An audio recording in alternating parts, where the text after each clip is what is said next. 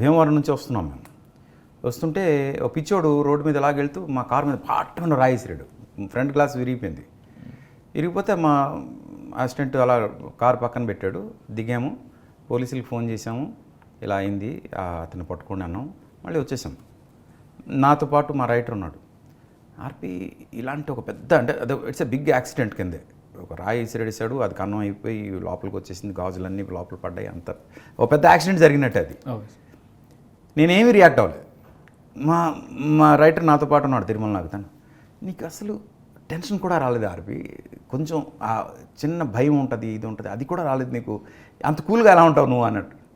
ఏం అంటే అది అయిపోయింది, ఇప్పుడు దాని గురించి మనం టెన్షన్ పడితే సాధించేది ఏముంది, ఆ ఫీల్డ్లోనే ఉంటాను. దెబ్బలు తగిలితే పోనీ ఏదో టెన్షన్ అనుకోవడం, దెబ్బలు ఏం తగలేదు కదా, ఓకే ఏదో జరగాల్సింది జరిగిపోయింది అంతే, కూల్, అంత కూల్గా ఉంటాను నేను. ఓకే.